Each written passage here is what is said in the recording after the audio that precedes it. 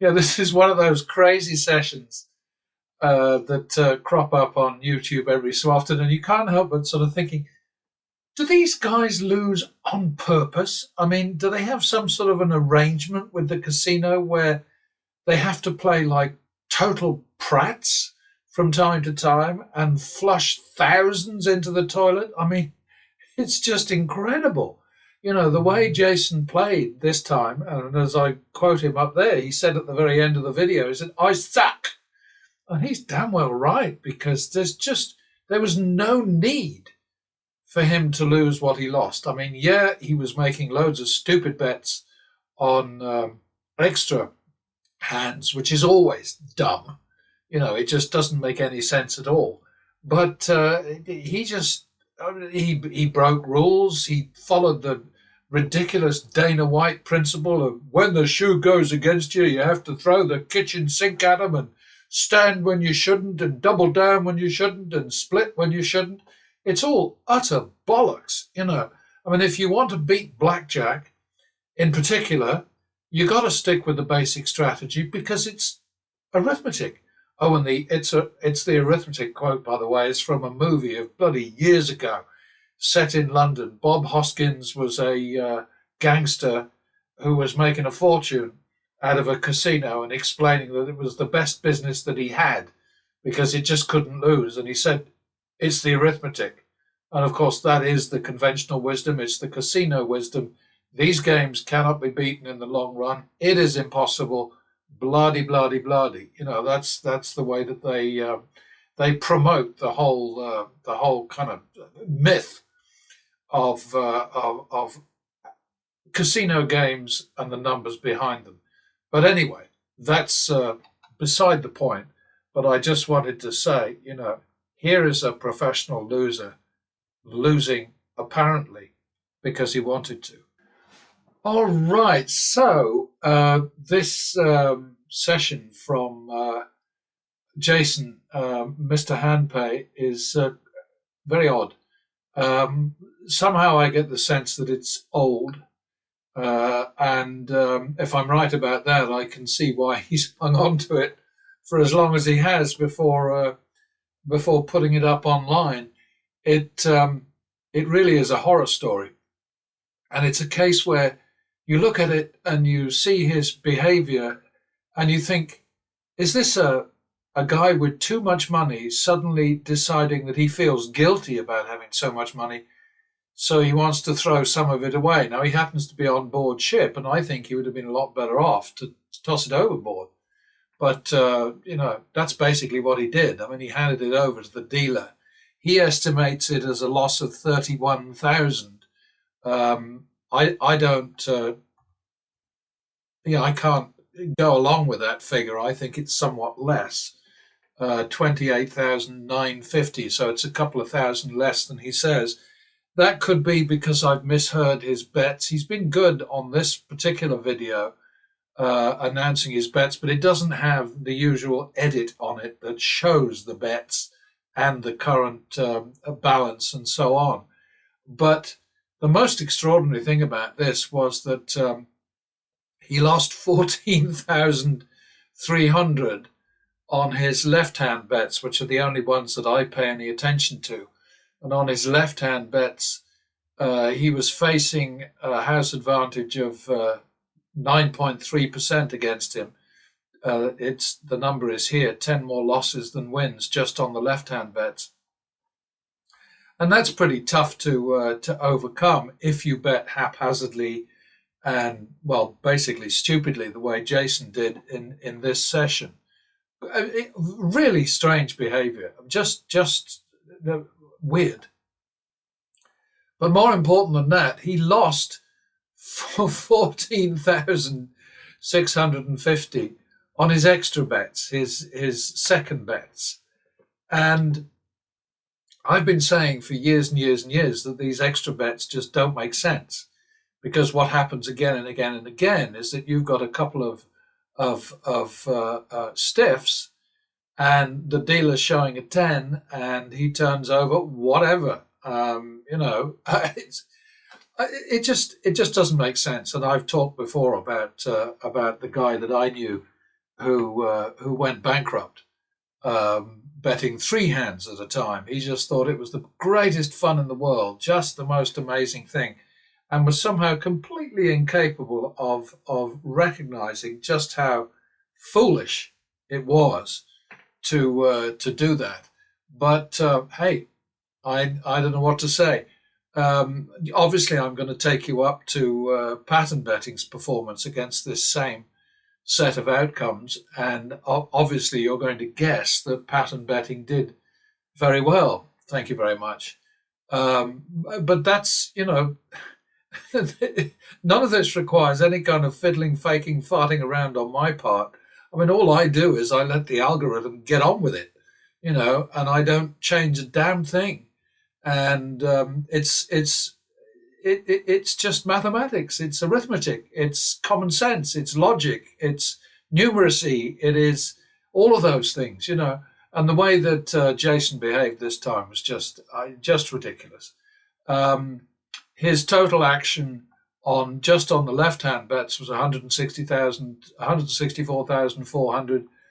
He added another 64,150 in action over here, so his total action was 228 plus nearly $229,000. I mean, and his loss, 28,950, was 17.6%, negative 17.6% of his action, which basically what he did was he doubled the house edge against him by playing like a prat. And yeah, I get that it's his money and he can do what he wants to do with his money, but he made so many stupid mistakes this time, so many unbelievably dumb moves. I mean, it hardly bears thinking about.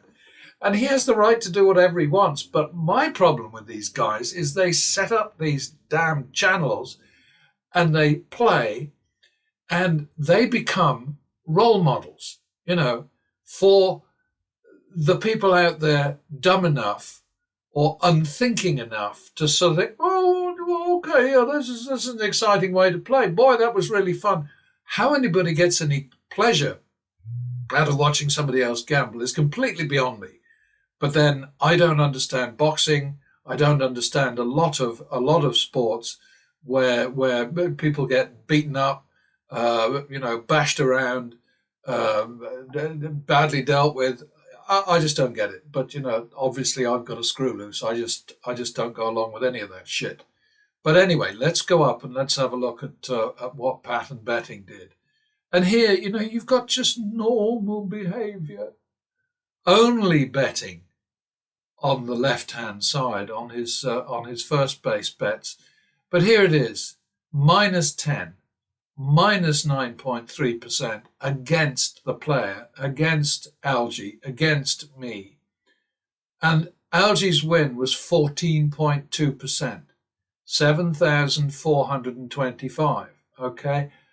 And I'm telling you, this is fact. This is truth. This is real numbers. This is honesty. This is, I mean, average win for Algie, 520. Average loss, 272. Average win value over average loss value, 191.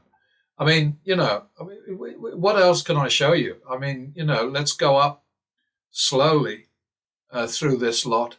And, if anybody doubts me, just get a notebook and a pencil and track Jason's activity. Oh, and I've added this to the Sirasani file simply because I'm just tired of having separate worksheets for separate professional losers who drive me nuts with their incompetent sort of suicidal play, basically. I mean, these guys only win when they win more bets than they lose. Otherwise, they're screwed. They just, because they're betting randomly or they're betting flat. Certainly, Jason Balky never bets flat, but he does misbehave in all sorts of very odd ways that I do not understand. But again, maybe that's my bad. I don't know. But let's have a look at this action for me, for Algie.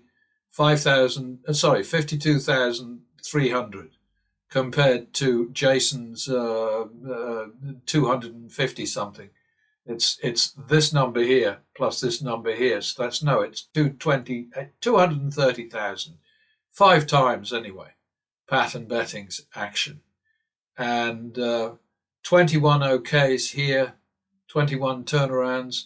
How many bloody turnarounds did he get? Let's go back up through this lot. Oh my goodness. None. Oh no, to be fair to him, I've got to change this. And the reason for this is quite simply, normally I let these things roll on from one session to the next.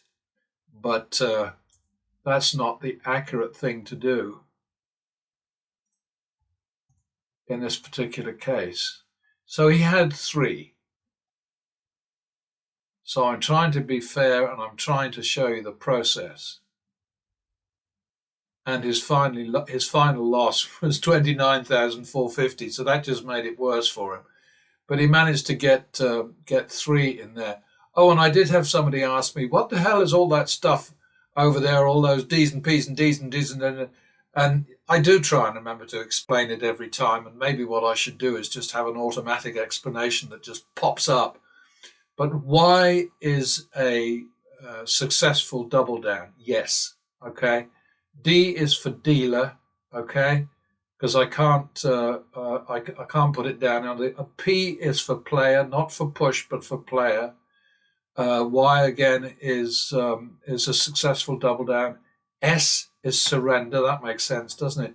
N is a lost double down, which is why you'll see -2 against it. It means no. B is blackjack. I can't put N because that's for no. W of course is wash. I can't use P for push because P is for player. You know, I've got a certain amount of minor complications here which don't in any way affect the facts, because this column here reads what's there and tells us exactly where we stand.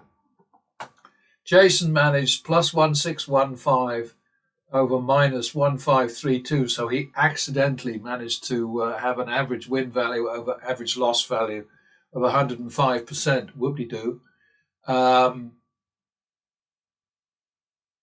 What else can I tell? I mean, I just look at this and I think, he lost 11 more double downs than he won.